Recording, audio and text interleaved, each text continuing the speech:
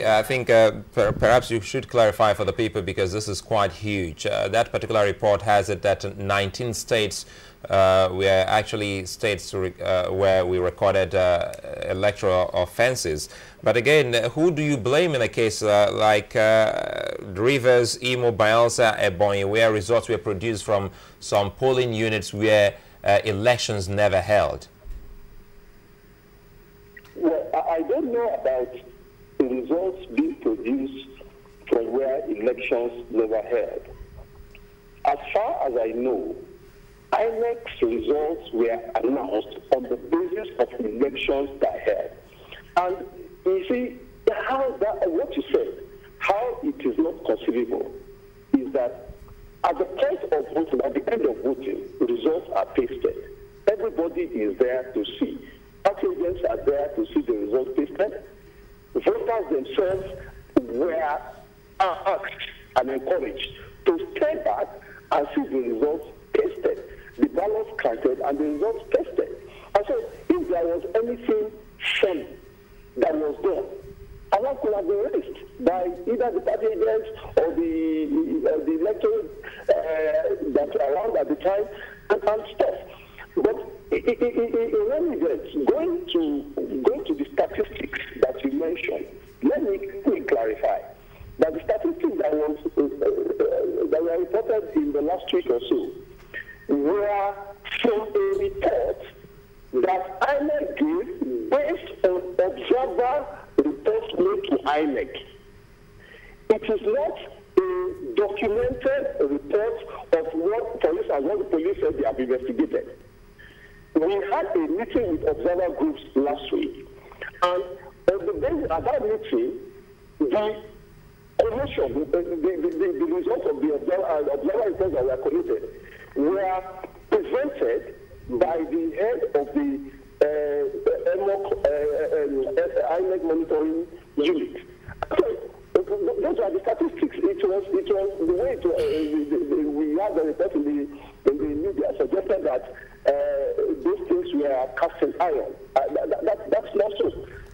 With the experience of violations that were recorded, they are being prosecuted in the court. And as we progress, we will make public how many the chairman has said repeatedly that already we have opened the 100 convictions.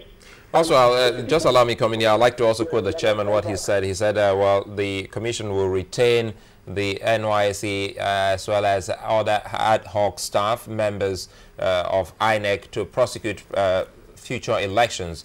But the worry here is that, well, even the usage of these people hasn't actually stemmed some of these offenses we are seeing on a daily basis, or even the movement of materials, early movement of materials to some of these centers, like a case in point in Edo State where we saw that boat mishap.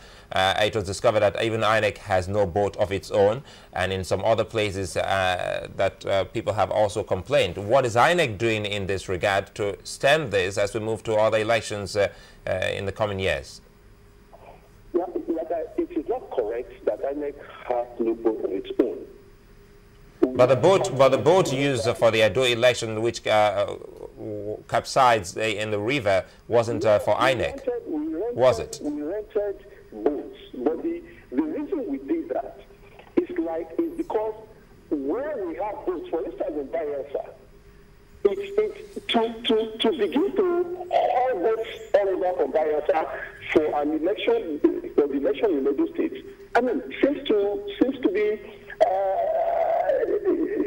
unadvised. And so with all the boats that we have boats, INEC has its boats, but we still have to rent. As we speak, during elections, we collaborate with the Navy, we collaborate with the Air Force, we use their jets to haul material. So these things happen. Now, INEC is, because the way you said this suggested that INEC was ill prepared. That is not true. With all that we have, we still have to hire our rent. We can't run away from that. But the issue of LYC, if I get you right, the issue of LYC is that we will keep on using LYC because we cannot do away with ad hoc staff. Well, there's not going to be NYC alone, like the commissioner repeatedly stated in public. Of course, the commission is not limited from also exploring other credible groups, but we cannot run away from using ad hoc staff to conduct those elections. For instance, if you need to mobilize over 400,000 people for an election, for the general election, how are you going to get that? I cannot mobilize that from within its ranks. So we have to make use of some credible groups out there, and the reason we use it in NYC was because that is one institution that you could readily reach out to. They are already on assignment, on national assignment, out of their geopolitical domains. And so their national service is easy to deploy them on national service in the area where they already are posted. That was how we used them at that point, and that is why the commissioner said we expect to continually engage them. In terms of eradicating or reducing to the barest minimum multiple voting, in 2011 elections, the resident electoral commissioners, as required by law, and INEC also did tell them that they were supposed to conduct this aggregated affairs before they eventually come up with a final voter list. Over 50% of the states did not do that. I think we remember Cross River and some other states did it. But a lot of RECs did not do that. What did INEC say or do about that in consideration of 2015 and what you plan to do now? That's why I said since 2011 we have continued the consolidation of the data, and as we do that, we clean up the data progressively. Now, in 2011, some states could not do that because of time constraints, and so it is even the ideal thing that we expected was that everybody would have been able to aggregate the data before the elections. But the reality of that was that the time was simply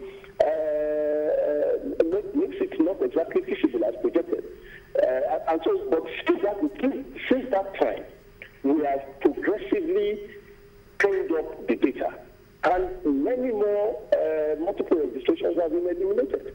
And so that's why we said by 2015, we expect that all instances of multiple registrations will have been eliminated, because as we speak, we are consolidating at the national level. And what it means at the national level is that if you went across states to register, you will have been caught, and those names will have been eliminated. All right, but did INEC, either internally or otherwise, admit culpability in promoting or inadvertently encouraging this multiple voting? Because if INEC had done that in 2011, you wouldn't have had a lot more cases as we did at the time of multiple voting. Well, I don't know how that reads, because culpability on the part of INEC.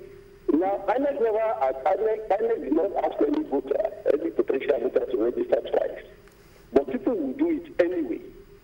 INEC's job was to make sure that those who did it could not get away with it. In other words, they could not do it and enjoy the fruits of their misdemeanor. And that was what INEC did. It wasn't INEC's liability or INEC's culpability that people or some people thought it to register twice or more. Actually, because of the software that we used, we had evidences of people that maybe registered about 7 times, and you will see their pictures, because they will have registered before you see the sticks. Maybe they went across polling units within a ward to register. And of course, you could not register twice on one machine. But as of 2011 January, when we did the registration, you could go from this polling unit to another polling unit to do that. And when the data were consolidated, even as at then, we saw evidence of multiple registrations, and these things are eliminated there. What we have been doing since then, like I have said, is that beyond that stage, that level, we have progressed up to the national level. And again, let me make the point that even at the 20 level, nobody who registered twice could have voted twice. Okay. Because of the system, the remote system that we used.